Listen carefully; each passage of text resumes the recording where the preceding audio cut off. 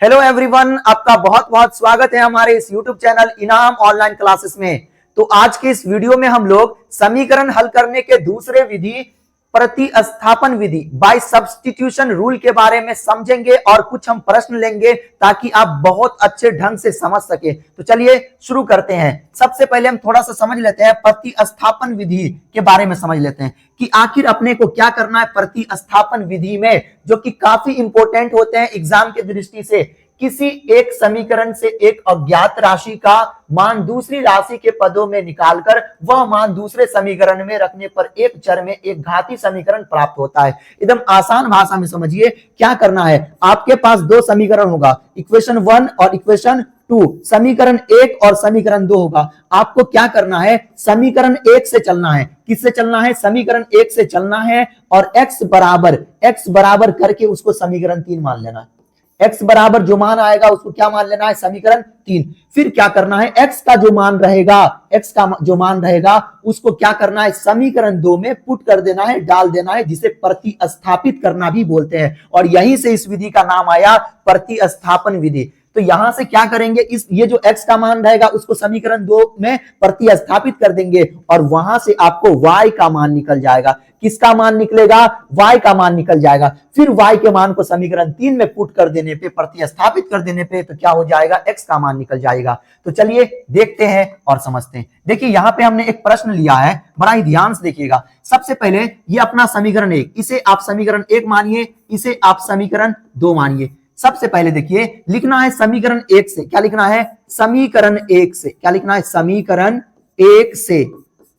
समीकरण 1 से। समीकरण 1 बोलिए क्या है? तो 3x प्लस 4y बराबर में 10। समीकरण 1 से चलना है और यहां पे क्या कर लेना है? x के बराबर निकाल लेना है, x के बराबर कर लेना। सुनिए 3x बराबर 10 ऐसे ही रहेगा, 3x बराबर 10 ऐसे ही रहेगा। प्लस 4 को उस साइड भेजू, मतलब प्लस 4y को उस साइड भेजू तो माइनस 4y होगा कि नहीं होगा? बिल्कुल होगा। यहां से आप x का मान जैसे ही निकालेंगे तो 10 माइनस 4y ऐसे ही रहेगा। जो गुणा में होता है वो बट्टा के नीचे चले आता है। और ये जो अपना समीकरण आ गया, इस समीकरण को आप मान लेंगे समीकरण 3। क्या मान लेंगे? समीकरण 3। इसको क्या मानेंगे? समीकरण 3। और x का क्या मान है? तो x का मान है 10 माइनस 4y बट्टा का 3। अब क्या करना है? अब आपको क्या करना है? तो बड़ा ही ध्यान से देखिए अब क्या करना है। अब आपको लिखना है x के मान को, लिखना है x के मान को समीकरण 2 में, समीकरण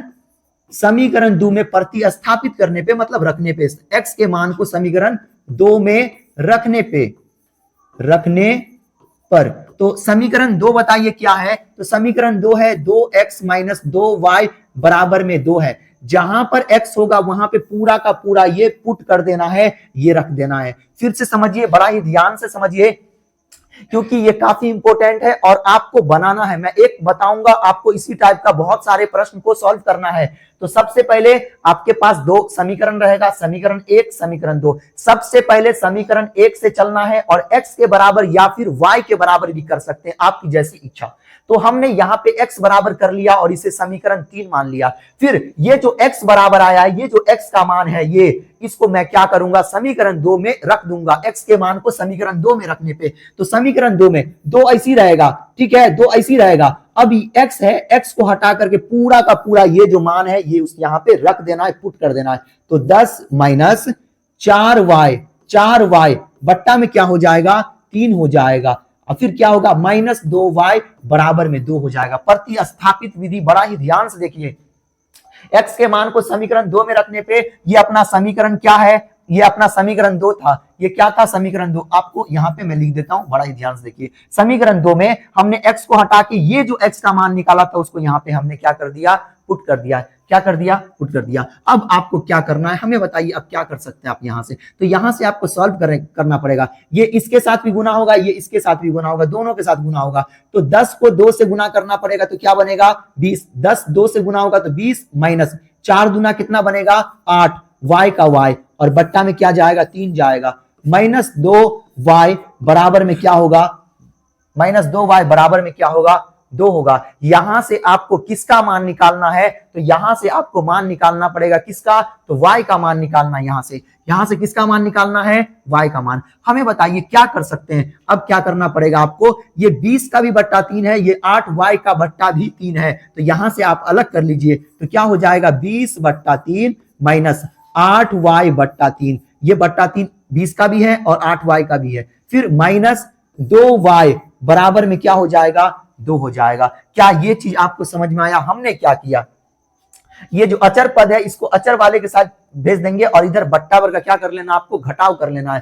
तो यहां से अब देखिए क्या बनेगा, ये क्या बनेगा, बड़ा ही ध्यान से देखिए, प्लस में है, इधर अगर मैं इसे उस साइड भेज दूं तो क्या होगा, माइनस में चला जाएगा, तो इधर क्या बचेगा वो चीज चेक कीजिए, -8y माइनस 8y बट्टा 3 माइनस 2y बराबर में 2 ऐसी था, ये प्लस उस साइड गया तो -20 बट्टा क्या बना, 3 बना। इधर भी बट्टा का घटाव, इधर भी क्या बनेगा, बट्टा का घटाव ही बनेगा, इधर भी बट्टा का घटाव, इधर भी बट्टा का घटाव। मैं थोड़ा सा इसे ऊपर कर लेता हूं, इस तरह ध्यान से देखिए, बट्टा का घटाव ही बनेगा। देखिए ध्यान दीजिए, अब क्या करना है आपको अब क्या करना है, ध्यान से देखिए।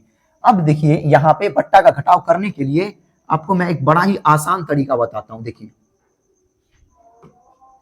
अब क्या करना पड़ेगा आपको, आराम से देखिए, इसको इसके साथ गुना करना, ठीक है, और उतना में से ये घटा लेना है, ठीक। लेकिन ये माइनस में तो घटेगा नहीं, उल्टा जुट जाएगा, माइनस में जुटेगा, तो 3 दूना क्या बना, 6 बना, 3 को 2 से गुना करने पे 6, -6y और यहाँ पे -8y, तो माइनस कितना हो जाएगा, -14y और बट्टा में 3 का 3 बनेगा, बिल्कुल बनेगा। कैसे, फिर एक दफा और देखिए, 3 को 2 से गुना करने पे 6 हुआ, तो -6y और -8 तो -14y और बट्टा के नीचे 3 का 3 ही आ जाएगा, बट्टा के नीचे 3 का 3 ही आ जाएगा, बराबर। इधर भी चेक कीजिए, इसको इसके साथ गुना कीजिए, तो 3 दूना 6 और -20 में से 6 गया तो कितना बचेगा, तो -14 बट्टा क्या बनेगा, 3। बट्टा के नीचे सेम हो तो क्या हो जाता है, कट जाता है, यहां भी ये क्या हो जाएगा, कट जाएगा, -14 मतलब ऊपर ऊपर नीचे नीचे कट गया, बराबर हो, तो y का मान कितना आ गया, 1 आ गया। अब क्या करना है आपको, y के मान को समीकरण 3 में रख देना, फिर लिखना यहाँ पे y का मान समीकरण 3 में रखने पे, y का मान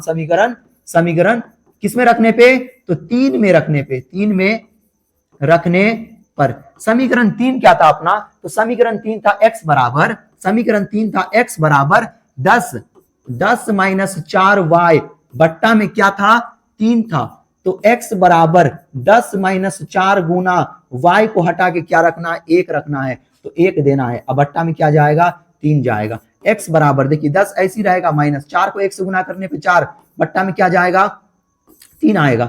अब देखिए x बराबर 10 में से 4 गया तो 6 बट्टा 3 और ये कट के क्या हो गया, 2। तो यहां से जो अपना आंसर आ गया वो आंसर क्या आया, x बराबर 2 और y बराबर 1, यही अपना करेक्ट आंसर हो गया। ये हमने कौन से विधि से हल किया है, आप बड़ा ही ध्यान से देखिए, तो ये अपना कौन सा विधि था, ये कौन सा विधि था, तो ये इस विधि का नाम है प्रतिस्थापित विधि, जिसे बाय सब्स्टिट्यूशन रूल भी कहते हैं। क्या ये चीज आपको समझ में आया? हमने इनसे पहले जो तुलनात्मक विधि है उसका वीडियो भी बना रखा है और पूरा का पूरा सीरीज मैं इस पे कंप्लीट कर दूंगा।